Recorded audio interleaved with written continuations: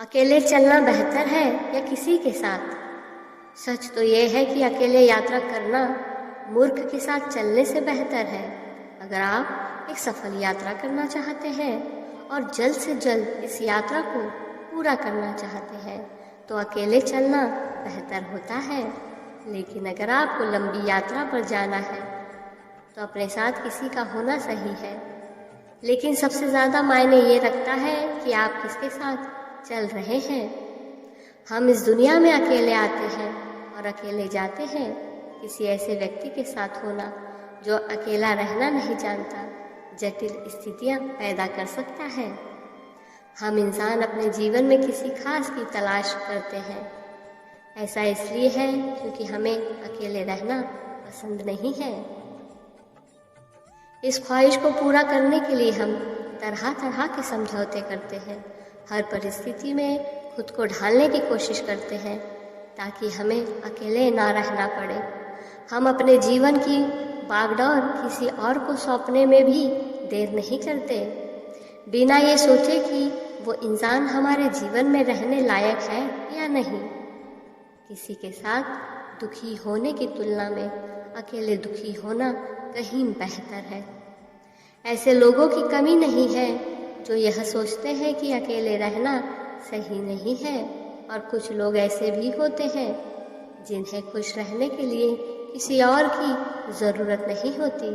वे अपने एकांत में काफ़ी खुश और संतुष्ट रहते हैं। यह उन लोगों के बारे में नहीं है जो दूसरों से दूर रहने के लिए अकेले हैं। यहाँ चर्चा उन लोगों के बारे में है जो स्वयं के निकट रहने के लिए अकेले रहते हैं। अकेलापन आपको कई तरह से खास बनाता है। इसके कई भौतिक फायदे हैं, जिसमें पहली बात यह है कि आप अपने अनुसार जीवन का आनंद ले सकते हैं। इसके लिए आपको किसी की सहमति की आवश्यकता नहीं है। दूसरा, आप अन्य लोगों की तुलना में अधिक उत्पादक भी हैं।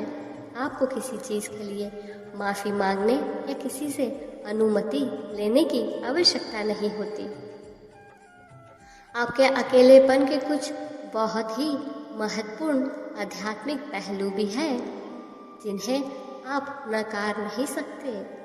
जो व्यक्ति अपने विचारों और भावनाओं के साथ एकांत वातावरण में रहता है वह खुद को बेहतर समझने लगता है। वहीं उनके दिल में दूसरों के लिए भी जगह बनने लगती है।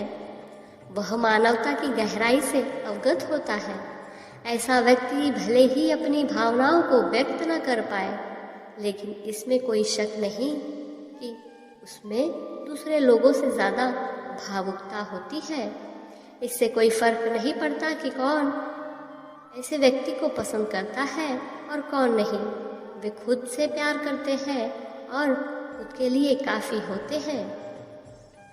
जब इंसान अकेले रहना सीख जाता है तब दूसरे लोगों के साथ उसका वास्तविक जुड़ाव होता है, क्योंकि यहाँ ज़रूरत और स्वार्थ पूरी तरह समाप्त हो जाता है। अगर कुछ शेष रहता है तो वह उस रिश्ते और सामने वाले व्यक्ति का महत्व। यहाँ अकेलेपन का मतलब सिर्फ भौतिक रूप से अकेले रहना ऐसा नहीं है। वे अपने परिवार या करीबी लोगों से नहीं जुड़ते या उनके कोई दोस्त नहीं होते। अकेलापन और तन्हाई में बहुत फर्क होता है। अपने अकेलेपन में खुश रहने वाला इंसान इन दोनों के बीच के फर्क को बाखूबी समझता है। इस अवस्था में आपका स्वयं के साथ संबंध मजबूत होता है। आप आध्यात्मिक रूप से सशक्त हो जाते हैं। आप अपने बारे में अधिक गंभीरता से अलग अलग तरीके से सोचने लगते हैं। प्रकृति के सभी कृतियों में मनुष्य ही वह सब कुछ प्राप्त कर सकता है। मनुष्य वो सब कुछ हासिल कर सकता है जो उसने कभी कल्पना में भी नहीं सोचा होगा। मनुष्य का मन असीमित विचारों को सहज कर रख सकता है।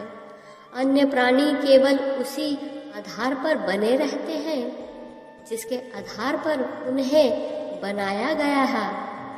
लेकिन मनुष्य अपने मन और इच्छा के बल पर वो सब कुछ हासिल कर सकता है जिसकी उसने कल्पना भी नहीं की है। मनुष्य चाहे तो अपने जीवन में घटित होने वाली घटनाओं को स्थिर रहकर देख सकता है और चाहे उसे अपने पक्ष में करने का प्रयास भी कर सकता है। यह व्यक्ति परक है। यकीन मानिए, जिंदगी के इस राज को समझकर अकेलेपन में जिसने खुद को तलाश लिया उसे हरा पाना वाकई मुश्किल हो सकता है। एक बार जब आप अपनी उपस्थिति से प्यार करना शुरू कर देते हैं तो आप अपने जीवन में लोगों का पीछा करना बंद कर देते हैं। कभी कभी आपको बस अकेले रहने और अपने आंसू बहाने की ज़रूरत होती है। भीड़ के साथ खड़ा होना आसान है, अकेले खड़े होने के लिए साहस चाहिए। जीवन में सबसे बुरी चीज़ अकेले खत्म हो जाना है ऐसा नहीं है। जीवन में सबसे बुरी चीज़ ऐसे लोगों के साथ समाप्त हो जाना है जो आपको अकेला महसूस कराते हैं। कभी कभी आपको बस एक ब्रेक की ज़रूरत होती है, एक खूबसूरत जगह में अकेला सब कुछ पता करने के लिए। अकेलापन जीवन में सुंदरता जोड़ता है। कभी कभी आपको अकेले रहने की आवश्यकता होती है, अकेले रहने के लिए नहीं बल्कि अपने खाली समय का आनंद खुद लेने के लिए।